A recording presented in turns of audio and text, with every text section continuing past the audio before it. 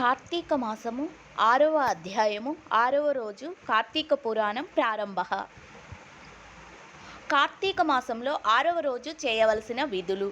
6వ రోజు శుద్ధ షష్ఠి.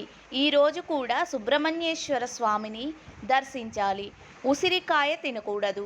నువ్వులు బెల్లముతో చేసిన చిమ్మిలిని బ్రహ్మచారికి పైపంచె కూడా దానం చేయాలి. 6వ రోజు చేయవలసిన పారాయణము. దీపారాధన విధి మహత్యము. ఓ రాజేంద్ర, కార్తీక మాసము నెల రోజులు పరమేశ్వరుని శ్రీ మహావిష్ణువును పంచామృతములతో అభిషేకము చేసిన వారికి, కస్తూరి కలిపిన మంచి గంధపు నీటితో భక్తితో పూజించిన వారికి 10,000 అశ్వమేధ యాగములు చేసిన పుణ్యఫలము దక్కుతుంది. అదే విధముగా ఏ మనుష్యుడు కార్తీకమంతా దేవాలయమునందు దీపారాధన చేయునో వానికి విష్ణు సన్నిధి ప్రాప్తించును. దీపదానం ఏ విధముగా చేయాలి అనేది వివరిస్తాను విను. పత్తి తానే స్వయముగా తీసి శుభ్రపరచి వత్తులు చేయాలి. వరిపిండితో కానీ గోధుమ పిండితో కానీ ప్రమిదవలే చేసి ఒత్తులు వేసి ఆవు నెయ్యి వేసి దీపం వెలిగించాలి. ఈ ప్రమిదను దక్షిణతో పాటు బ్రాహ్మణునకు దానం ఇవ్వవలేను. ఈ ప్రకారముగా కార్తీక మాసమందు ప్రతిరోజు చివరి రోజు వెండితో ప్రమిదను చేయించి బంగారముతో ఒత్తిని చేయించి ఆవు నెయ్యి నిండుగా పోసి పూర్వము చేసిన విధముగానే గోధుమ పిండితో ప్రమిదను చేసి ఆవు నెయ్యి పోసి దీపము వెలిగించి ఈ నెల రోజులు దానము చేసిన బ్రాహ్మణునికే దీనిని కూడా దానము చేయాలి. ఈ విధముగా చేసినచో సకల ఐశ్వర్యములు కలుగుటయే కాక మోక్ష ప్రాప్తి కూడా కలుగును. దీపదానం చేయువారు ఈ శ్లోకమును చెప్పుకోవాలను. సర్వజ్ఞాన ప్రదం దీపం సర్వ సంవత్సరా కావహం దీపదానం ప్రదస్యామి శాంతిరస్సు సదా మమ తా అని విధముగా జ్ఞానం చేయునుదని సకల సంపదలు సమకూర్చునుదని అగు ఈ దీపమునను చేయుచున్నాను కనుక నాకు శాంతి కలుగుగాక. ఈ విధముగా దీపదానము చేసిన తరువాత బ్రాహ్మణ సమారాధన చేయవలెను. శక్తి లేనివారు ఇద్దరికైనా భోజనము పెట్టి దక్షిణ తాంబూలములు ఇచ్చి వారి ఆశీర్వాదమును పొందవలెను. ఈ విధముగా పురుషులు కానీ స్త్రీలు కానీ ఎవరు చేసినను సిరి సంపదలు, విద్యాభివృద్ధి, ఆయుష్ వృద్ధి కలిగి సుఖంగా జీవించెదరు. ఈ దీపదాన ప్రభావాన్ని తెలిపే ఒక కథ కలదు, దానిని చెప్పెదను అని వశిష్ఠుడు జనకునితో ఇట్లు చెప్పసాగాడు. లబ్ధ విపత్తు స్వర్గము కేగుట. పూర్వకాలమున ద్రావిడ దేశంలో ఒక గ్రామములో ఒక స్త్రీ కలదు. ఆమెకు పెండ్లి అయిన కొద్ది కాలమునకే భర్త చనిపోయాడు.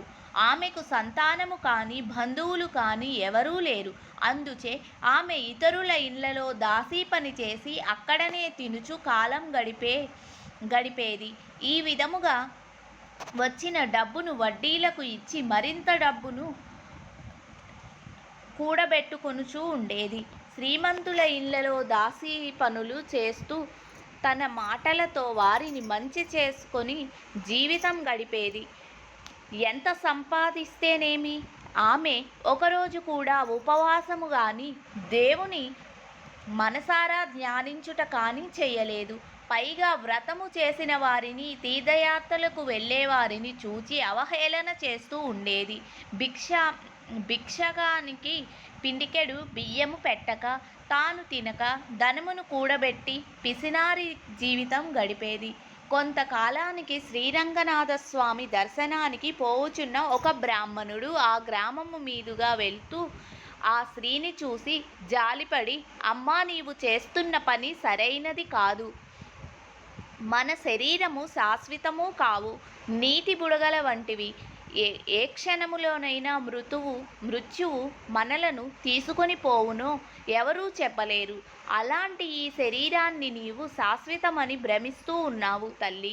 నీవు బాగా ఆలోచించు. అగ్నిని చూచి మిడత దానిని తిందామని భ్రమపడి దగ్గరకు వెళ్ళి అందులో పడి కాలిపోవుచున్నది. అదే విధముగా మానవుడు కూడా ఈ తనువు శాశ్వతమని నమ్మి అంధకారంలో పడి నశించుచూ ఉన్నాడు.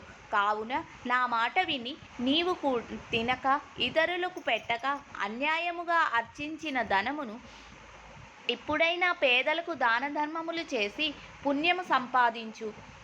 నీ పాప పరిహారార్థముగా వచ్చే కార్తీక మాసమంతయు ప్రాతకాలమున నదీ స్నానము చేసి శివ విష్ణువులను భక్తితో పూజించి దాన ధర్మములు చేసి బ్రాహ్మణులకు భోజనము పెట్టినచో నీ పాపములన్నీ నశించి మోక్షము పొంది వచ్చే జన్మలో నీవు పుణ్యవతివై సకల సౌభాగ్యములు పొందుతావు అని ఉపదేశించి తన దారిన తాను వెళ్ళిపోయాడు.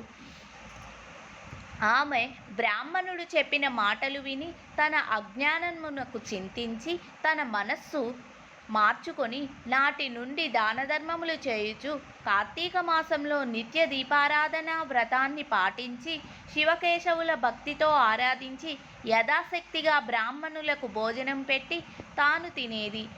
ఈ విధముగా చేయుట వలన జన్మరాహిత్యమై మోక్షము పొందినది.